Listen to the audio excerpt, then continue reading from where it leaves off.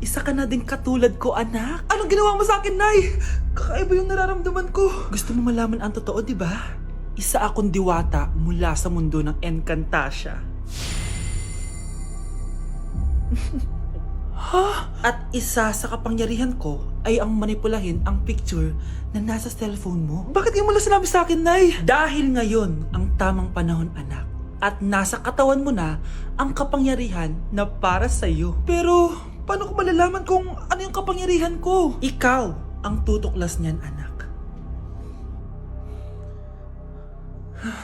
Ano kaya magiging kapangyarihan ko? Baka nagiging invisible ako.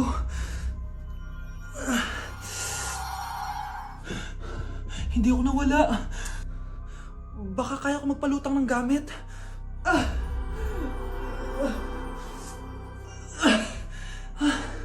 Hindi lumutang. Ang hirap naman neto. Baka kaya ko tumagos sa pintuan. Aray. Natatay ako.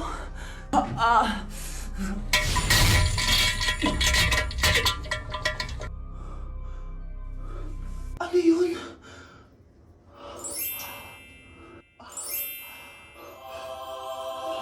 Ito ba yung kapangyarihan ko? Tumain ng ginto?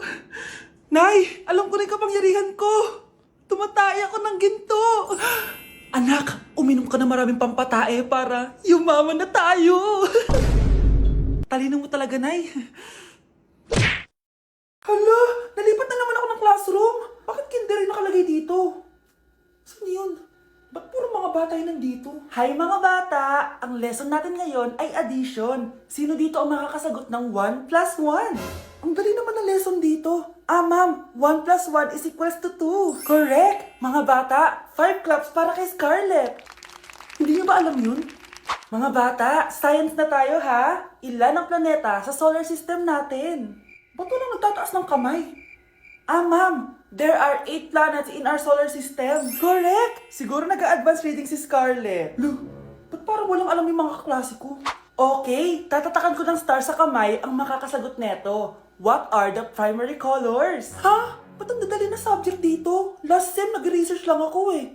Ma'am, the primary colors are red, blue, and yellow. Wow! Mukhang may magiging top 1 na tayo ah. Hala, mukhang magiging top 1 pa ako dito. Namali siya na classroom. Scarlett Iha, namali ka daw ng classroom, oo. Lumipat ka na lang dun sa grade 12. Ano? Siya ba'y napunta sa kinder? Alright, may bagong dating tayo, class. Miss, pwede mo bang sagutin itong nasa blackboard? Ano yan?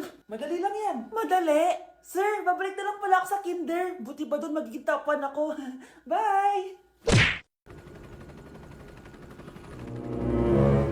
OMG, grabe yung baha oh! For sure marami naman nakurakot si Dad. Paldo! Oh, Cheska, ba't ang aga mo? Di ba traffic kasi baha? Ay, opo ma'am, baha nga po eh. Kaya pinag-helicopter na ako ni Daddy para safe ako. Kawawa nga po yung mga tao eh. Wow, sana all. Yes Daddy? Opo, nandito na po ako sa school. Yung baon kong 1 million ha, send mo na. Ha? 1 million yung baon niya? No! Binasa mo yung Chanel bag ko! Sorry, Cheska. Alam mo ba kung magkano to, ha? 600,000 to! Mas mahal pa to sa bahay nyo! Napakamahal naman yan. Whatever. Papabili na lang ulit ako. Salamat ka, mabait ako. Nahiya naman tong 300 peso na bag ko. Be, tara sa kantin. Nag-crave ako ng siomay tsaka ng kwek-kwek. Tara.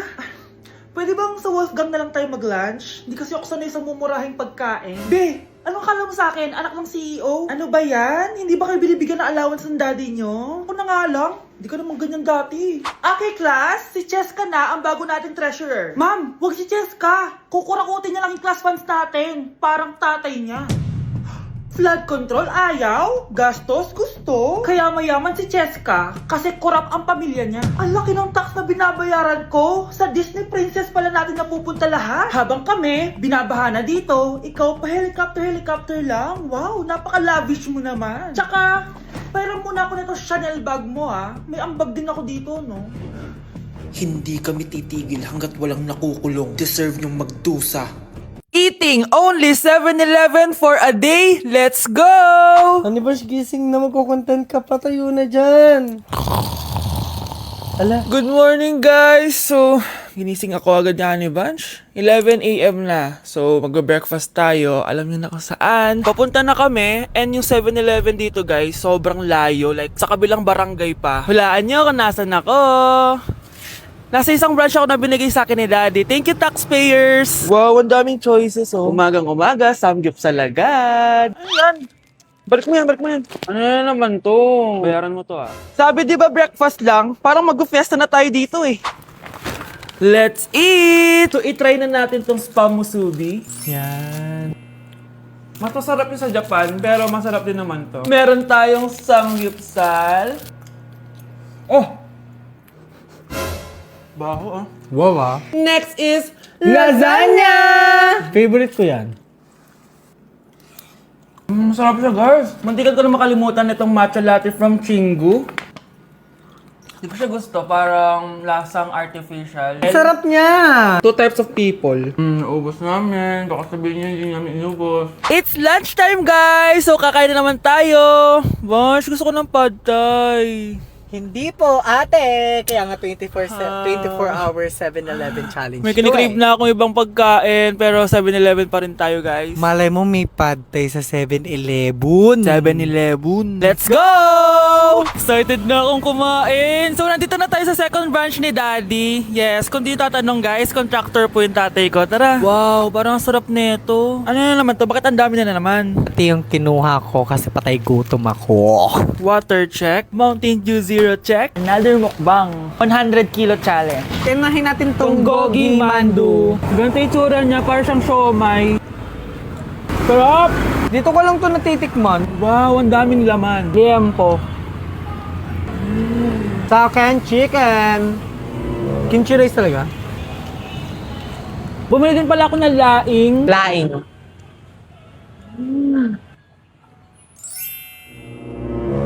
Hindi ko siya bet. Pwede dessert? May dessert pa?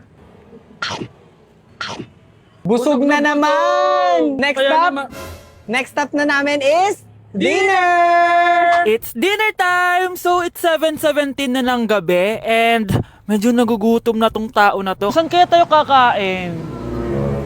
Ayan, saan pa ba? May sisig, oh. Let's eat this. Guys, may Bicol Express. Okay, mukbang na naman. Kuya, pabili nito lahat. Okay guys, mag-haul na naman tayo, no? Tara! Guys, una natin titikman nitong chicken fillet nila. Parang Parang family chicken nga. Sarap. Tikman na natin ng bulgagi. Mmm. Sarap, di ba? Sarap! Unboxing! Sana secret. Oh my gosh! Ang sarap nito! Ngayon lang namin na-explore yung mga pagkain sa 7-Eleven sa Pinas. Sausaw natin to sa sabaw ng Bicol Express.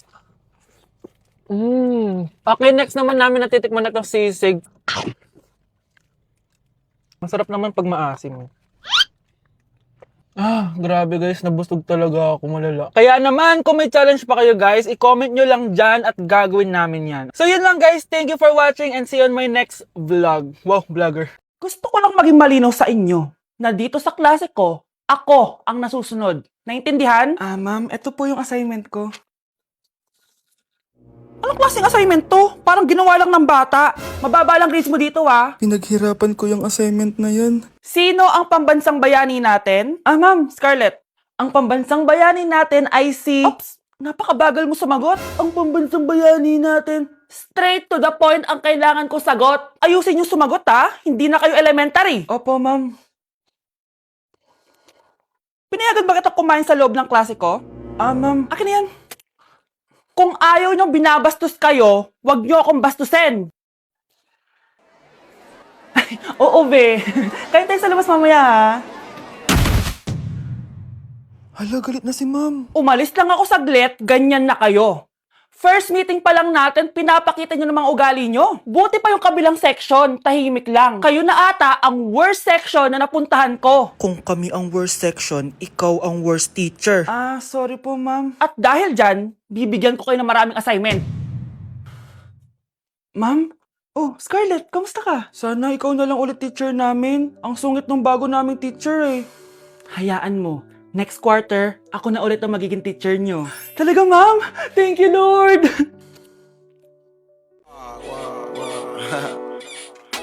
Gotcha.